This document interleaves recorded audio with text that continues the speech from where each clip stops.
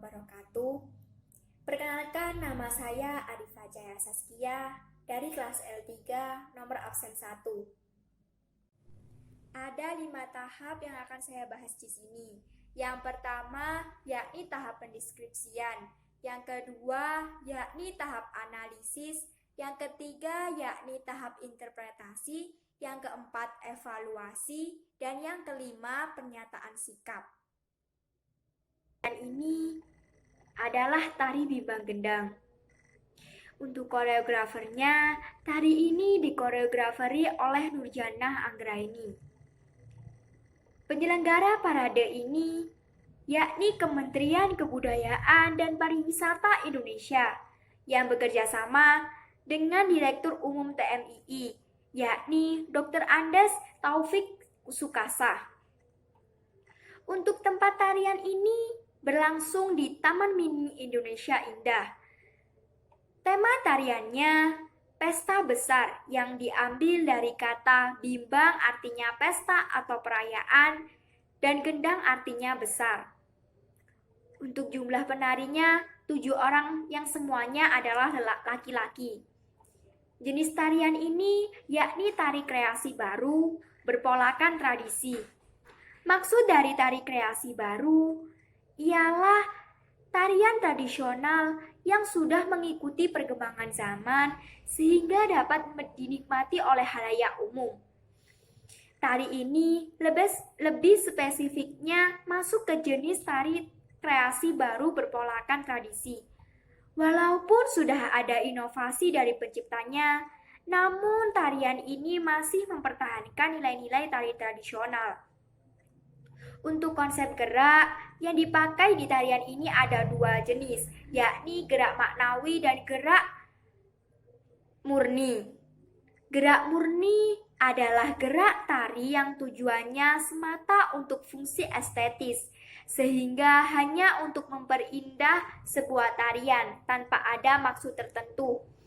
Dalam tarian ini, gerakan murni dimunculkan saat pemain bersiap mengganti pakaian. Untuk gerak manawi, artinya ialah gerakan tari yang selain fungsi estetis, juga lebih mengedepankan maksud atau lambang tertentu yang ingin disampaikan.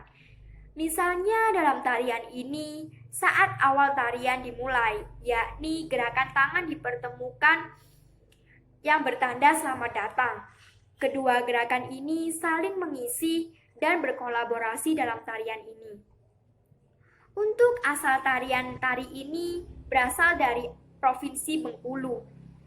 Untuk konsep musik yang dipakai dalam tarian ini yakni konsep musik tradisional.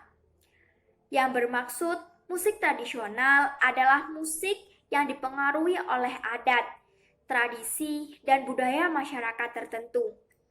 Musik tradisional dengan kesederhanaannya merupakan warisan seni budaya leluhur yang memiliki nilai estetis, diakui keberadaannya, mampu mengadaptasi lingkungan tempat karya musik itu hidup dan berkembang. Musik pengiring ini hanya berupa alat musik tradisional, seperti serampal anam, alat yang berbunyi seperti gending dan dibantu dengan suara vokal. Untuk tata panggung, di sini panggungnya sangat megah. Maksud dari panggung megah itu ialah panggung yang sangat memadai untuk tarian itu berlangsung. Untuk jenis panggung yang digunakan dalam pertunjukan tari ini memiliki batasan yang jelas antara pemain dan penonton, serta memiliki ketinggian khusus untuk tempat penari bergerak sehingga penonton menjadi lebih fokus melihatnya. Panggung ini termasuk ke dalam panggung proscenium. Tata cahaya yang dipakai dalam tarian ini sangat modern. Maksudnya, tata cahaya untuk penataan lampu yang dihasilkan oleh manusia melalui pengembangan iptek dengan menggunakan listrik sebagai bahan dasarnya. Sehingga penataan lighting di zaman sekarang ini telah canggih dan siap mendukung segala macam kebutuhan pertunjukan. Ada beberapa macam bentuk lighting modern yang digunakan dalam parade ini, yakni seperti stripe light, lampu berderet, dan bermacam-macam warna. Warna yang dipakai pada penyajian tari ini hanya warna putih dan oranye. Untuk kostumnya sangat tradisional, dalam artian walaupun desainnya modern, kostum ini terlihat sangat elegan dengan warna kuning keemasan yang dipadu-padakan dengan warna biru. Namun desainnya namun gambarnya itu masih tradisional. Ditambah dengan penari menggunakan peci yang mendukung tarian tersebut menjadi gagah dan menambah keestetikan tarian tersebut. Tata riasnya sangat gagah. Maksudnya, tata rias ini menonjolkan sifat yang dibawakan tarian ini, yakni kegagahan. Riasan ini sangat menunjukkan kegagahan, bahkan menambah kegagahan para penari. Juga menambah kesan sangar. Tata rias ini dirias oleh Wilda Hayumi Sekar Nauli. Untuk kualitas penarinya sangat profesional. Maksudnya, yakni kualitas dari penari Bimbang Gendang ini tak bisa diduga. Melihat penari yang semua anggotanya bergender laki-laki, tarian ini dapat dipentaskan dengan indah dan bermakna. Para penari ini sangat profesional, dapat menutupi kelemahan dari temannya yang mungkin salah melakukan gerakan. Dalam tarian ini nampak tak terlihat ada kesalahan, walaupun di balik itu pasti ada kesalahan. Untuk tahap pendeskripsian yang terakhir, yakni kekompakan. Maksudnya kekompakan tidak dilakukan lagi, yakni kekompakan penari ini sangat bisa ditunjukkan pada gerakan silat yang cepat, di mana semua penari tidak ada yang salah atau keliru. Setelah melihat tarian sampai akhir, kita dapat melihat para penari yang merasa sudah memiliki chemistry yang kuat sekali. Jadi tarian ini dibawakan oleh penari dengan kekompakan yang bagus. Kita masuk ke tahap yang kedua, yakni tahap analisis. Tahap analisis yang pertama yakni konsep gerak. Konsep gerak pada introduksi diawali tarian Bimbang Gendang. Semua penari membentuk pola persegi dengan penari yang berada di tengah membawa serampal anam. Serampal anam yakni alat musik tradisional. Untuk konsep gerak introduksi yang kedua dilanjutkan setelah membentuk pola persegi, penari membentuk pola tarian yang berpusat di tengah. Dalam artian semua penari berada pada tengah panggung. Selanjutnya, setelah penari membentuk pola seperti orang yang sedang bergerumbul, penari membentuk pola vertikal, di mana penari yang membawa alat musik berada di depan layaknya seorang pemimpin. Kemudian penari membentuk pola anak panah yang menghadap ke kanan panggung, dengan satu orang penari masih berlari meletakkan alat musik. Lalu, setelah penari kembali, semua penari berjalan dengan perlahan membentuk pola 2-3-2. Dalam artian 2 penari di depan, 3 penari di tengah, dan 2 penari di belakang. Setelah itu, penari bergerak sedikit cepat untuk melanjutkan membentuk pola horizontal dengan keadaan berdiri. Semua penari posisinya sejajar. Semua penari juga berada pada tengah panggung, menghadap ke arah penonton. Lanjut dengan pola memusat ke arah panggung bagian pojok. Maksudnya pada bagian pojok kanan panggung. Para penari menghadap serong kanan arah panggung. Gerakan tari ini sering memusat ke arah pojok panggung pada keadaan ini. Ini adalah pola terakhir dalam introduksi. Kita lanjut ke bagian inti, tetap pada konsep gerak. Pada awal gerakan tari ini, Pola lantai yang disajikan tarian ini adalah pola 2-3-2. Pola ini digunakan oleh tarian ini dengan durasi yang cukup lama. Di sini pola 2-3-2 tetap disajikan oleh tarian ini. Namun yang membedakan dari gerakan sebelumnya adalah posisi penari. Bagian ini posisi penari hampir split, tetapi kaki depan ditekuk. Gerakan kepala pada bagian ini seperti ular yang sedang mengintai mangsanya. Pola 2-3-2 ini tetap disajikan oleh tarian ini. Namun yang membedakan dari gerakan sebelumnya adalah posisi penari. Bagian ini posisi penari berdiri bertumpu dengan lutut.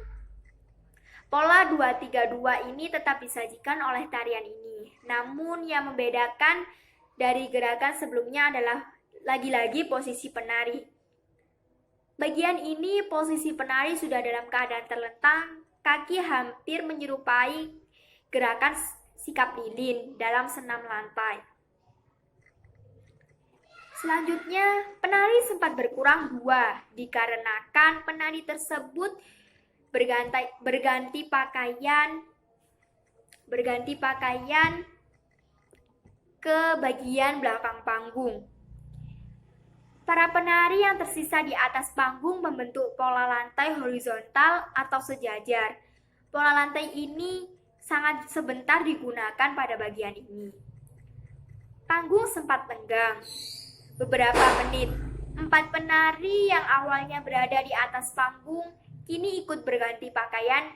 Dalam bagian ini tidak ada pola yang disajikan karena panggung sedang lenggang. Setelah panggung lenggang atau sepi, muncul 2 penari yang membentuk pola sejajar. Penari ini seolah-olah hendak bertarung, namun menunggu pendukung dari masing-masing kubu. Kemudian 4 orang sudah memasuki panggung dengan membentuk pola persegi yang mengelilingi 2 penari yang bertarung memperebutkan bendera karte. Dengan 4 penari memainkan sampal anam. Bendera karte ini adalah kain merah yang nanti ada dijelaskan di bagian properti. Selanjutnya pertarungan 2 pemuda itu selesai. Itu tanda gerakan inti berakhir. Pola yang disajikan berpusat di tengah panggung. Para penari sudah berganti pakaian semua dengan pakaian yang berwarna hitam berbeda dengan sebelumnya. Kita lanjut ke tahap penutup, tetapi masih tetap di konsep gerak. Awal pola dari gerakan penutup ini adalah pola sejajar dari gerakan inti yang diakhiri dengan bergerumbul di tengah. Para penari berputar dalam tempat sambil memainkan sampal anam. Pola yang terakhir disajikan yakni tetap sejajar. Yang membedakan hanya posisi penari. Bagian ini penari dalam keadaan duduk. Bagian akhir penutup juga ada tambahan 4 orang. Tambahan orang tersebut datang membawa sampal anam, menggunakan pola sejajar dalam keadaan berjalan.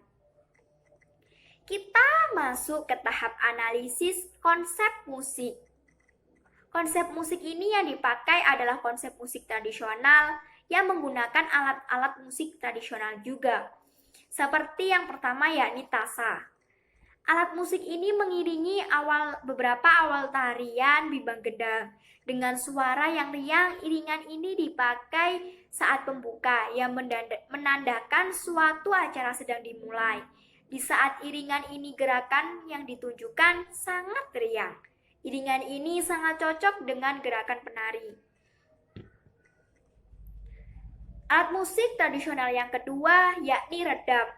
Alat musik ini juga mengiringi gerakan penari bibang gedang saat penari melakukan gerakan silat atau gerakan yang mencerminkan kegagahan. Yang ketiga yakni kulintang. Dalam tarian bibang gedang, alat musik ini berkolaborasi dengan tasa, di mana alat musik ini memiliki suara yang membuat tarian menjadi bagus. Gerakan yang diiringi pun juga sesuai dengan suara yang dihasilkan alat musik kulintang. Yang keempat yakni dol. Tarian bimbang gendang juga diiringi oleh alat musik dol.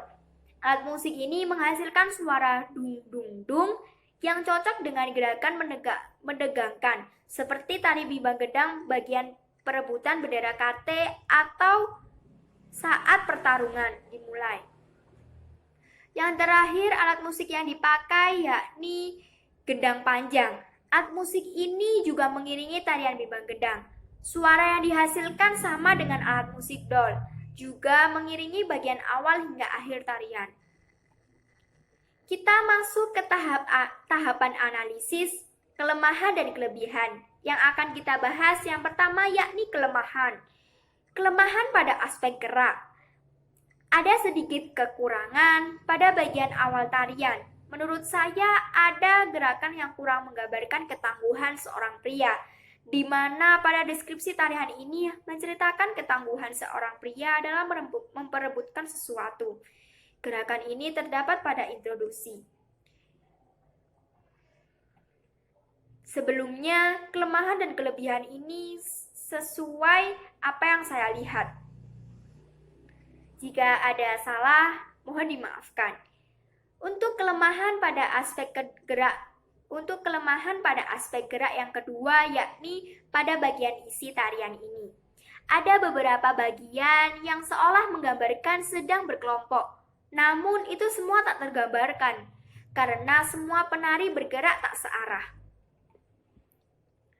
Untuk kelemahan aspek gerak yang ketiga, bagian puncak tarian juga ada sedikit kekurangan, di mana para penari yang melakukan gerakan mengambil pakaian ke bagian belakang, dibuat kurang fokus penonton. Saat kembali melanjutkan tarian, penari juga dibuat tidak fokus. Untuk kelemahan pada aspek ekspresi, ada beberapa bagian tarian yang ekspresinya terlihat kurang tepat, seperti saat penutupan tarian ini, di mana pada deskripsi menceritakan akhir tarian dengan rasa syukur yang berlimpah. Namun, pada pagelaran ini ekspresi penari yang masih terlihat tegang dan gagah, menurut saya itu kurang tepat pada bagian penutup. Untuk kelemahan aspek panggung pada pagelaran ini memang sudah memadai. Namun yang sangat disayangkan adalah bagian background panggung yang kurang meriah, kurang menonjolkan isi tarian ini yang menceritakan tentang pesta besar. Untuk kelemahan aspek panggung yang kedua yakni juga kurang mendukungnya lighting yang tidak bisa menyorot lebih tajam penari yang ingin difokuskan.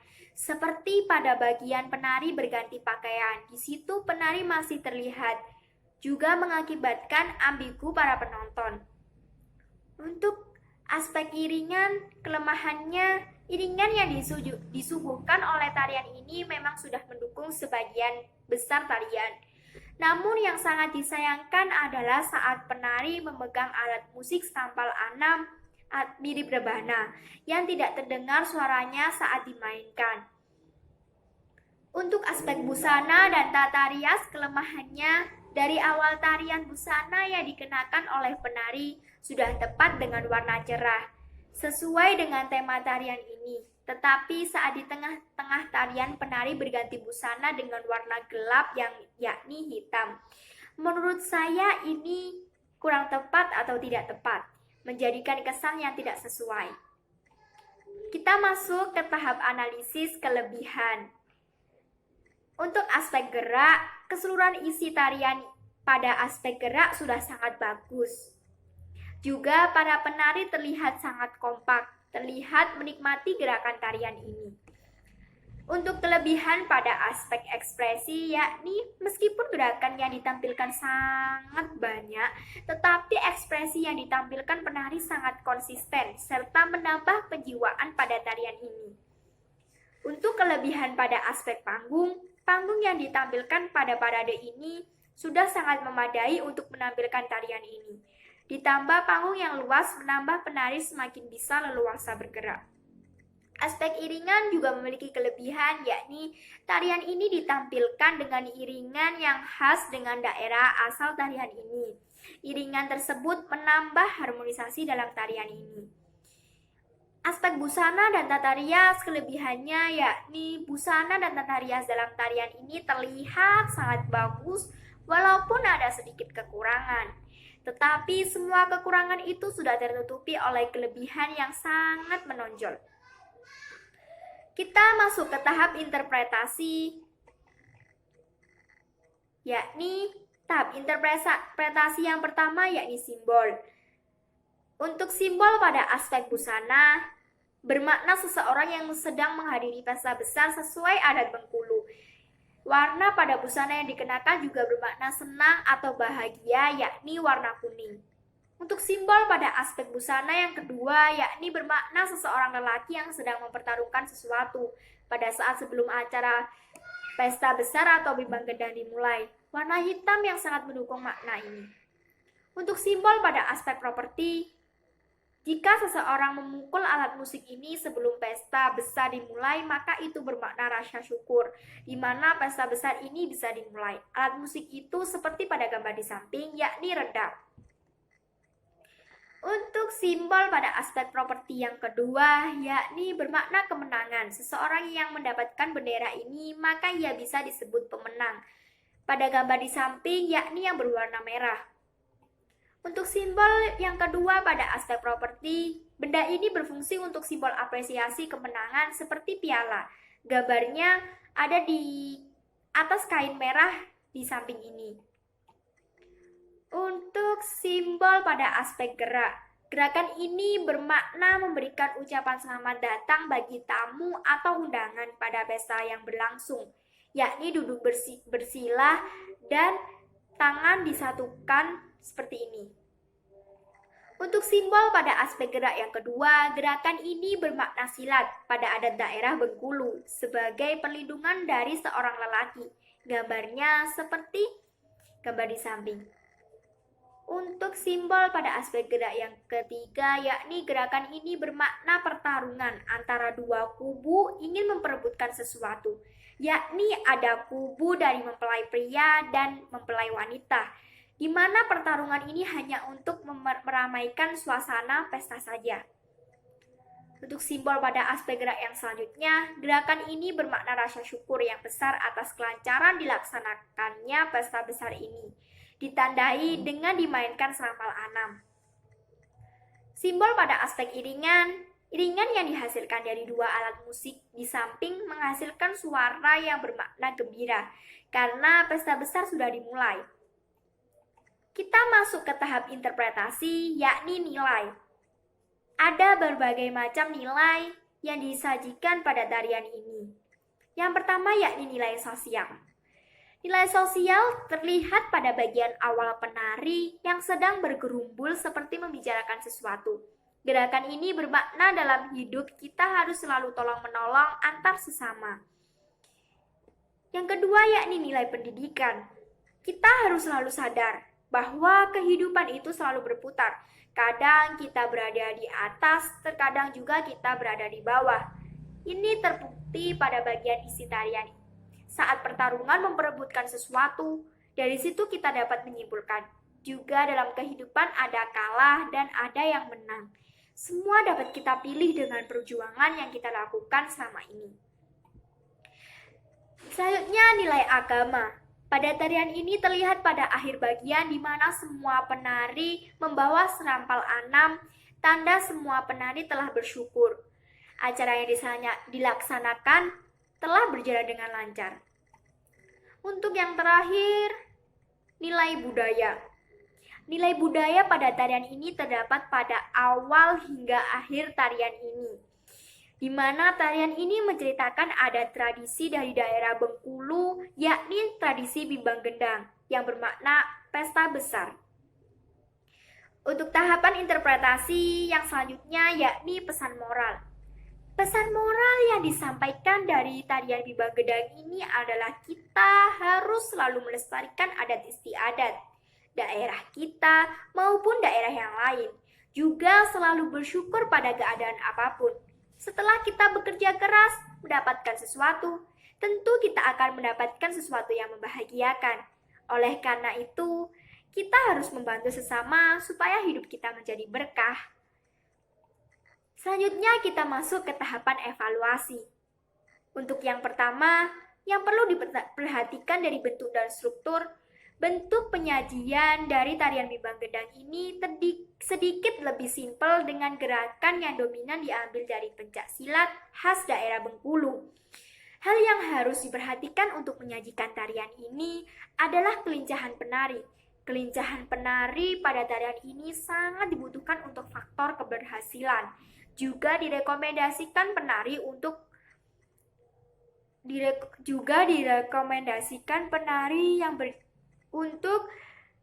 penari yang bergender laki-laki, supaya tidak sulit dalam melakukan gerakan dalam tarian ini, serta tidak lelah saat tarian ini berlangsung. Untuk tahapan evaluasi, cara menutupi kelemahan. Untuk aspek gerak, pada kelemahan aspek gerak ini, cara yang dapat diambil untuk menutupi kelemahannya ialah yang pertama, penari harus mendalami pada deskripsi tarian yang disajikan, supaya jiwa dan raganya mendukung tarian ini. Yang kedua, pelatih atau koreografer harus melihat lagi kekurangan penari yang menampilkan tarian ini, supaya penari tersebut dapat belajar untuk menutupi kekurangan itu, atau penari lain akan bisa menutupi kelemahan itu. Untuk tahapan evaluasi cara menutupi kelemahan pada aspek ekspresi, dapat menggunakan cara dalam bagian ekspresi kita dapat menutupi kekurangan itu dengan melatih penari untuk berekspresi setotalitas mungkin, supaya pesan yang ingin disampaikan pada tarian itu tersampaikan oleh penonton. Untuk aspek gerak, cara menutupi kelemahannya sangat mudah. Dengan cara menambah warna lampu sorot yang ditampilkan, juga menambah hiasan pada panggung, supaya terlihat seperti deskripsi tarian, yakni pesta besar. Untuk aspek iringan, bisa menggunakan cara meneliti lagi apakah busana ini cocok. Maksudnya pada aspek busana. Pada aspek busana ini dapat digunakan cara meneliti lagi apakah busana ini cocok pada tarian yang ingin disampaikan. Juga apakah busana ini menyampaikan pesan tarian ini. Kita masuk ke tahap yang terakhir, yakni pernyataan sikap. Yang pertama, bagaimana kesan? Kesan saya pertama kali saat melihat tarian ini, saya sangat bangga bisa memiliki kesenian yang berupa tarian sebagus karya ini. Juga menyebabkan saya ingin melanjutkan menonton tarian ini hingga selesai. Awal tarian yang membuat penasaran yang disertai aksi-aksi hebat dari penari yang membawakan tarian tersebut membuat saya tidak kecewa melihat tarian ini. Untuk pernyataan sikap yang kedua, apa kesan? Kesan saya benar-benar bangga dengan tarian ini yang masih mempertahankan tradisi adat daerahnya. Juga menambah wawasan saya setelah tradisi di luar daerah saya. Saya juga takjub dengan penari yang sangat menguasai tarian ini. Sekian dari saya. Semua yang saya sajikan pada presentasi kali ini itu menurut pendapat saya dan apa yang saya lihat. Jika ada salah, mohon dimaafkan. Wabillahi taufik wal hidayah. Wassalamualaikum warahmatullahi wabarakatuh.